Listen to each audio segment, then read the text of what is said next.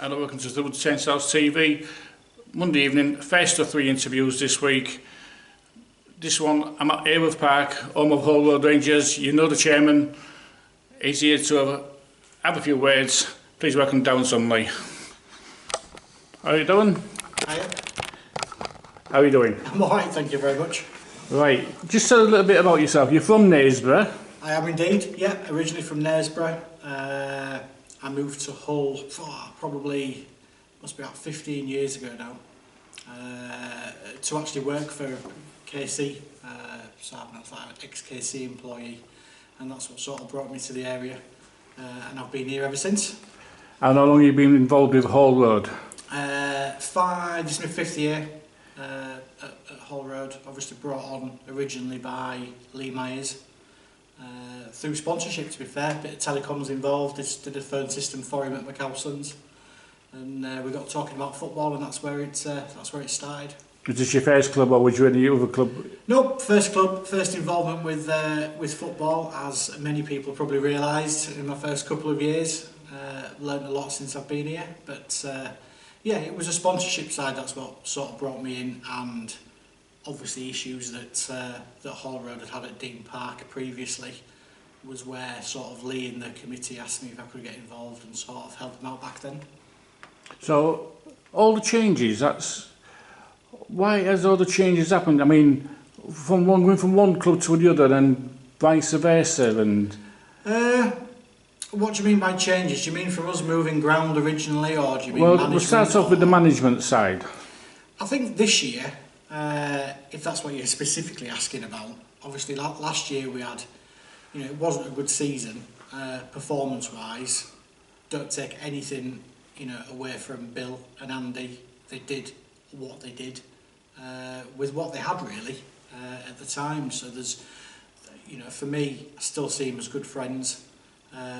But as a committee, we were looking at things for this year.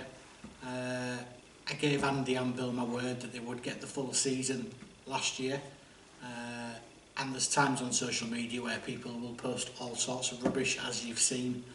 And people were trying to, push me to make changes mid-season, and it wasn't something I was going to do. I gave them my word that they would have the full season, and that's what they got. So from there onwards, it just needed to be a full change in management, and it wasn't just Bill and Andy, and it was probably the hardest decision I've had to make inside and outside of football. But it certainly wasn't mine. It was a committee decision. So that's we had to make a change. Because obviously, with Hull Road and across the road, the budget's not etc. But that's down to the crowd. Do you think? I mean, why is not Hull, a city like this, not attracting crowds soon? I think the problem we've got for football in the area is it's twofold.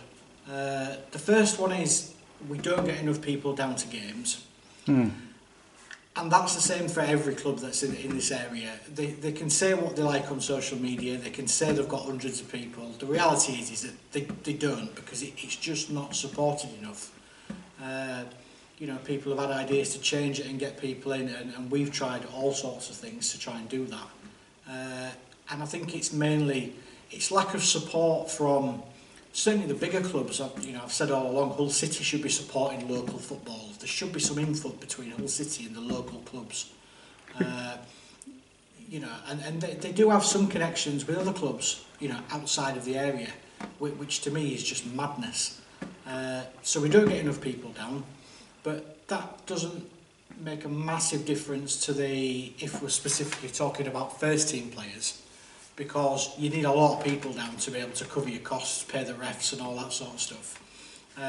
When it comes to the first team players, again, you sort of hit the nail on the head. Budgets are massive, and they're not. I'm not sat here, saying that we're pouring loads of money in because, we haven't got it. I haven't got it as a person to put that money in. Some clubs are lucky in the way that they have some big sponsors, or they're backed by people that own the club that have got money, and that's a benefit for them. So I think that's another issue with the players in the area. And then obviously we've got Ferriby coming on board, this year. and again, they're paying money, and it's easy just to point the finger at paying money, but I'm a firm believer that it isn't all just about money. It's about the environment, it's about the players, it's about what you want from them, and about the management style as well. So I think that's one of the main things for me, to be looking at. Yeah, because going about the crowds, going back a few years now, the birth of Hull United, they was attracting 200. I know that £3 giving was a big help, but don't you think if that carried on and run properly, that they would have been as big as North Ellerby? Could have been. There could have been if it was done properly. I think that all sort of thing imploded. I think that Hull United, JB Waltham at the time, and we've had our differences, has got some great ideas. It's executing them and making sure they carry on working. That's my thing about it. I think they had Curtis, they had Ashby, and that in itself, that's a ground puller. People are gonna come, for that sort of thing. So the whole brand idea of Hull United, was a good idea. It was just how it was controlled really at the end of the day. And unfortunately, we do have rules and regulations within the thing that don't allow us to pay people to come to games or try and do that as much as sounds like a great idea. And is that the reason Hull Road Rangers moved out of Dean Park at the time? Do you know what? It was that long ago. I can't actually remember the specific reason why we moved out. I was brought in at the last minute to try and get us to play from there, because back then I'm sure we only had about maybe 6 or 7 teams, and it was on the downfall. It was going downwards, and it just wasn't feasible for us to grow like we wanted to. Dean Park isn't big enough to have the youth setup that we've got here. We've got 20 plus teams, that play from this ground, and that was my aim, was to try and get the youth and everyone, pushing forward, which I've banged on about, since coming really. So, and you still get the weddings here on a weekend? Or? We get some stuff. We don't advertise it as well as we should do. As a club entity, all I want from this place is for us to be, cost neutral, and for us to progress. We could advertise a bit more and do stuff. The place could do, doing up a bit more. Again, it's cash and stuff. It's a whole host of different things. And going back to last season, I know it was a really bad season for Hull Road. What was your most memorable game? Apart from the Naisborough game, I know it's always fond memories of you going back to Naisborough. Yeah, Naisborough's always a good game for me to go back to. I think the most memorable game, ironically, is going to be the last game of the season, because you're not going to forget it. It's just one of those things. We went there, knowing it was going to be tough, but we hoped that there was something we could do about it. But it is what it is at the end of the day. The atmosphere was a great day there at the game, just for the wrong reasons at the end. Well, everybody's saying this season, even I will say it, that I think the Division 1 title would be North Ellerby or be odds-on favourites. Are between them and Hallam. Yeah. What chances do you think our team has, all Road Rangers? This year, I want us to give it a good shot.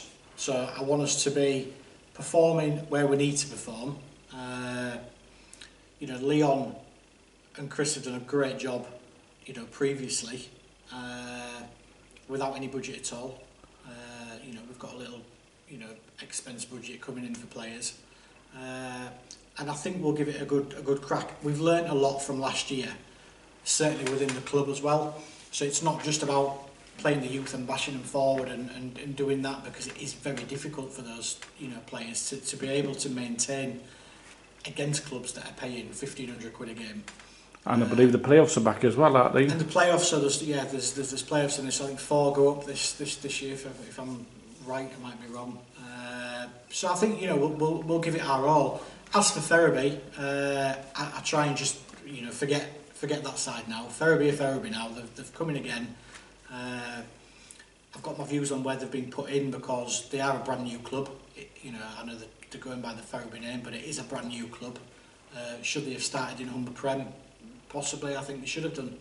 And I think it's shaken up football again, because they're out to win it. They've got the money, they've got the budget that they're offering players, but they're still asking for money, from people to do the ground up and stuff. So it is what it is with them, and people ask me about Ferriby, and I hope they win it, and I hope they get promoted, and you know, they can crack on. And we can, a couple of matches at the start for the season, a bit of revenge. Swallow Nest, first match of the season. Yeah. Revenge on the League Cup, and then the FA Cup. Yeah. Well, Gould. And Gould, yeah. So we'll. That is one match I always got to be looking forward to. It has, yeah. It's Gould will be an interesting game. Again, it's nearly a whole new team. It's a fresh start. You can't look back. I've learned not to look back on previous seasons. You can't do it. You've got to start fresh. You've got to be committed to everyone that you've got on board, and they've got to be committed to you. And if they are, they'll give it a good shot. Oh, good, because as I did last season, remember last season when the Umber Premier League, the Pocklington and the Chalk Lane Division 1, I went on the training. The week after you go, you've got the local derby. Yeah. So quick, Eastall coming here. Yeah. That's got to be a match to look forward to. Yeah. It's got to be good. All of the derbies have got to be good in this division. They've got to be great. You know, at the end of the day. That should attract a free figure. Yeah. Whether it's Ferriby, whether it's Eastall, Barton, they're all any games where we may play them. It's got to be good. We'll go off the old business. We'll go on to your reserves team. Yeah. They finished bottom, and I think they've been reprised. I think they still kept the Division 1, haven't they? We did, yes. Is that for Howden coming out of it? We got a reprieve thanks to the help of Dave Reader, who is now vice chairman, who's replaced Lee Myers, through his persistence, because the first team, we need a decent level of football for a reserve team for it to be able to work. Last year, sort of halfway through the season, it probably sort of collapsed internally between the first team, the reserves and the under-19s, and that's been a problem. So this year we've explained regarding the reserves that it's a different setup now, and we want to push it and we want to make it right. And I've tried 3 years running, so this year might be the one where we get the right management skill between all the teams. Great stuff. Alex, thanks very much for your time. You want to say anything else before? No problem. I'll shake your hand and say thanks very much. Thank you for that. Thanks. Cheers. There we go, Mr. Darren Sunley. Don't forget, tomorrow, I'm here tomorrow night back at Ayworth Park, Old Road Rangers. I'm hoping this gentleman behind me will let me in for free. I'll have a word with him later. Against Gould, I've got the Gould managers. Thursday, I'm at Barton Reserves. The L part of the Umber Premier League, that's why I'm there. They're playing in Mingham. And of course, I'll be recording a match for YouTube as well. Don't forget I've got a YouTube channel, Stephen Burgess. Please subscribe. Try to get my numbers up for me, please. Thanks for calling. Bye-bye for now.